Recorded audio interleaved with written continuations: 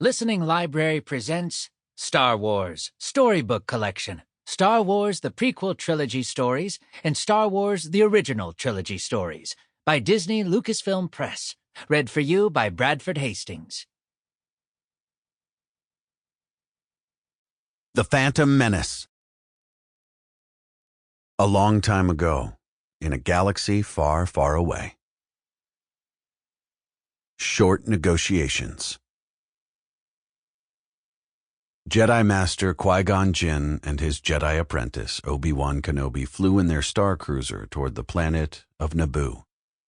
The notorious Trade Federation had created a web of space stations around the planet that prevented anyone from coming or going. This blockade also meant that the people of Naboo were not getting the supplies they desperately needed. The Jedi had been sent by the Supreme Chancellor of the galaxy-spanning Republic. It was up to Qui-Gon and Obi-Wan to convince the Trade Federation to remove the blockade once and for all. When they arrived at the blockade base, Qui-Gon and Obi-Wan were greeted by a silver protocol droid. "We are greatly honored by your visit, ambassadors," said the droid.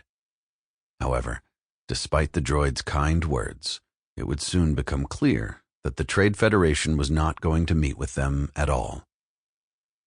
"I have a bad feeling about this," Obi-Wan said. Qui-Gon was not concerned.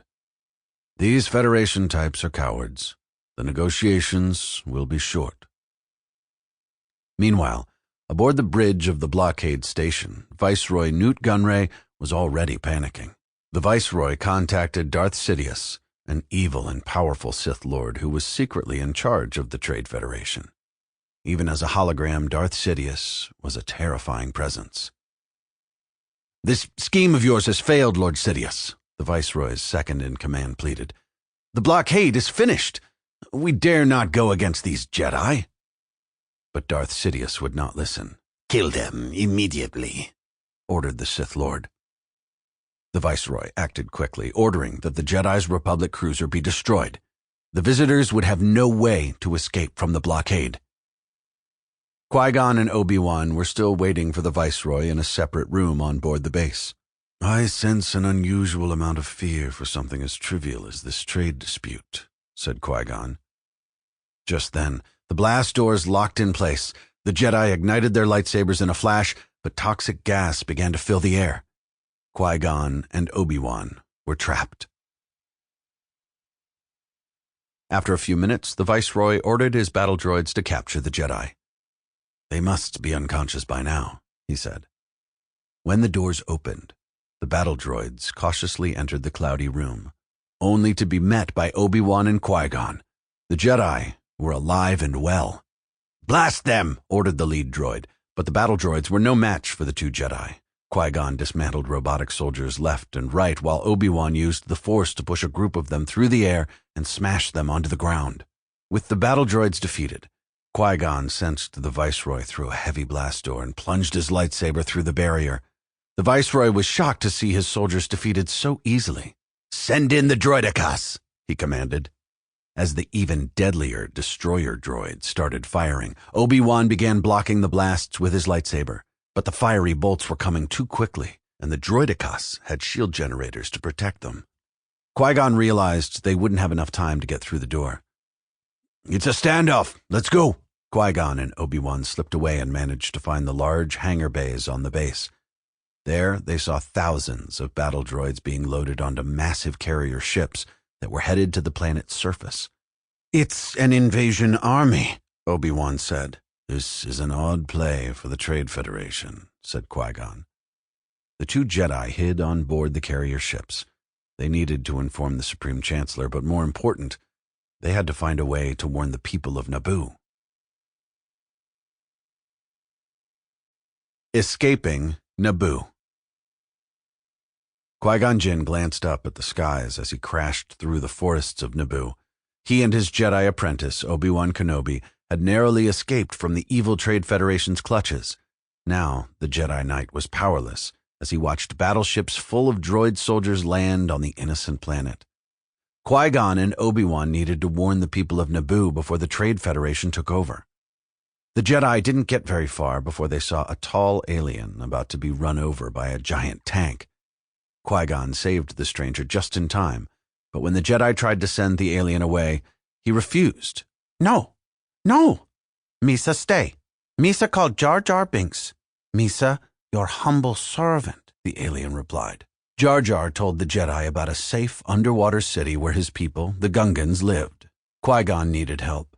This hidden city sounded like a good start. But when Qui-Gon told Jar Jar to lead the way, Jar Jar was suddenly scared. He had been banished from Oto Gunga and could never return. Qui-Gon and Obi-Wan wouldn't take no for an answer, and soon the unlikely trio was swimming deep, deep, deep into a large lake until they arrived at the mysterious underwater city. The Jedi were brought before the city's leader, Boss Nass. Qui-Gon hoped that the Gungan leader would aid them in warning the Naboo, but Boss Nass believed his people were well hidden from the Trade Federation. "We say no caring about the Naboo," Boss Nass told Qui-Gon. The Jedi had no choice but to continue on their mission without the Gungans' help. However, they were given transport through the planet's core, as well as a guide. Jar Jar. Obi-Wan piloted the companions through the dark waters of the planet's core. He could barely see in front of him. Suddenly, there was a great crunch. A monstrous fish was trying to take a bite out of their submarine. "Big gooberfish! Huge teeth!" shouted Jar Jar. Obi-Wan wrestled the ship free, but the gooberfish's bite had damaged the vessel. It soon lost power. Luckily, Obi-Wan had been trained well by Qui-Gon, and the Padawan quickly got the ship back up and running again, only to reveal another monstrous fish. This one was even bigger than the last one. Jar Jar yelped in panic, but Obi-Wan deftly piloted the ship away from the monster's jaws and into an outcropping. They were finally out of danger. The Jedi soon reached the planet's surface, but they were too late. Not only had the Trade Federation beaten them to Naboo's capital city, but it had captured the planet's leader, Queen Amidala. The Jedi needed to rescue her. Qui-Gon led Obi-Wan and Jar Jar into the city. They snuck through the streets, avoiding droid patrols until they found the Queen, her security forces, and her handmaidens being led away by Trade Federation troops. Obi-Wan and Qui-Gon leapt over a balcony and, with a few brief slashes of their lightsabers, took down the troops. "We should leave the streets," Qui-Gon said, leading the group toward a hangar. Now that they had Queen Amidala, Qui-Gon realized they had to get her off Naboo. Queen Amidala didn't want to leave her people, but Qui-Gon convinced her that only under the protection of the Galactic Senate and the Supreme Chancellor on Coruscant could she begin the battle to win back her planet. The hangar was full of droid troops that stopped Qui-Gon and the others as soon as they reached the Queen's ship. "I'm ambassador for the Supreme Chancellor, and I'm taking these people to Coruscant," Qui-Gon said. "That doesn't compute," the droid commander replied. "You're under arrest." Resorting to more aggressive negotiations, Qui-Gon and Obi-Wan used their lightsabers to silence the droid soldiers so the Queen and her entourage could board the ship. The Queen's ship rocketed away from the hangar, but Qui-Gon and his companions weren't free yet. They needed to get past the Trade Federation's blockade of ships surrounding the planet. They were just one ship, and they didn't have a lot of weapons.